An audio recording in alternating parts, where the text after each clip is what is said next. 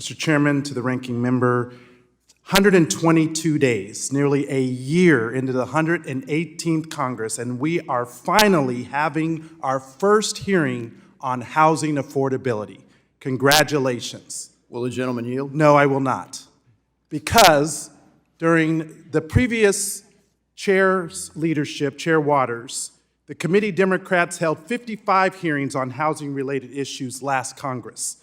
That means I would have had 275 minutes to talk about the issue that is of prime importance to my constituents, so I only have 5 minutes, so no, I will not yield.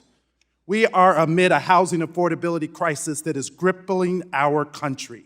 There have been a shocking 47% increase in national home prices since May of 2020, and that has driven many Americans even further away from the dream of home ownership.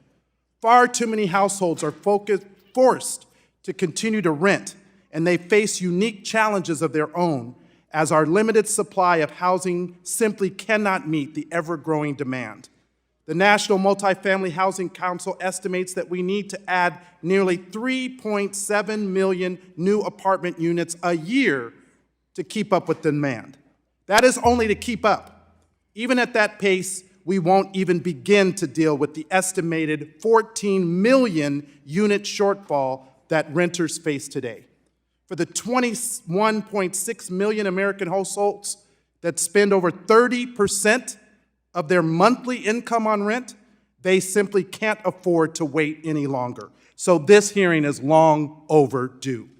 My district in Las Vegas has been one of the hottest real estate markets in the country since the pandemic. And whether a family is looking to purchase a home or simply rent month to month, they are seeing their cost increase through the roof. As you can see, since 2015, Zillow data shows that there have been a drastic 75% jump in the typical rent in Las Vegas to over $1,800 a month. And with an average renter's household income at $51,000, the rent affordable at that income is well short of the $1,286. When we look at the most vulnerable and lowest income renters, the stats from the National Low-Income Housing Coalition become even more alarming, with a staggering 90% of these households facing a difficult cost burden. This should come as no surprise when home sales volume remains depressed, and the average household spends a burden of 29.6% of their income on mortgage or rent. And we can see that most of these low-income households are severely cost-burdened, which means they are spending over half of their income each month just to remain housed. These families are trapped, paying an outsized portion of their income on rent, which limits their ability to build up enough savings for a down payment and then further perpetuates the racial home ownership gap. And yet, thus far, this subcommittee has been uninterested in advancing any meaningful housing policy during the first session of this Congress. I call foul. And all of the government approach is required to address this crisis, and we need to look both at how to incentivize increases in our housing stock and also how to ensure the homes we do have are sold to real families, households that will form the backbone of our economy.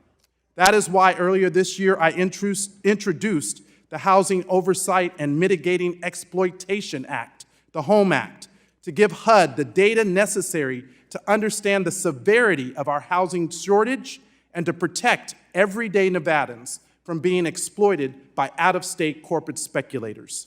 These massive corporations have been able to pay cash during this period of high interest rates, which have allowed them to purchase almost a third of the homes sold in certain zip codes, 1 in 3. And it is unlikely that the homes that they purchase will ever appear on the housing market again. So I'm deeply concerned by reports and corroborated by the Redfin data that these corporate speculators predominantly target neighborhoods of color and single mothers. The HOME Act would give HUD the tools necessary to investigate these allegations. Not only will HUD be able to collect the necessary data on who these speculators are targeting, but it also gives HUD the tools necessary to ensure that we have an equal level playing field. I know my time is concluding, and I want the American people to know we only get 5 minutes. This is the first hearing. Had we had 55 hearings, I would have 295 minutes to make my case. But because House Republicans don't want to talk about this issue, we don't have the time to advance the policies that matter to the American people. I'm mad, I'm pissed, the American people are pissed, and my constituents are pissed that we don't make housing more of a priority in this country. The gentleman's time has I will well yield back expired. now. The gentleman's time has thoroughly expired.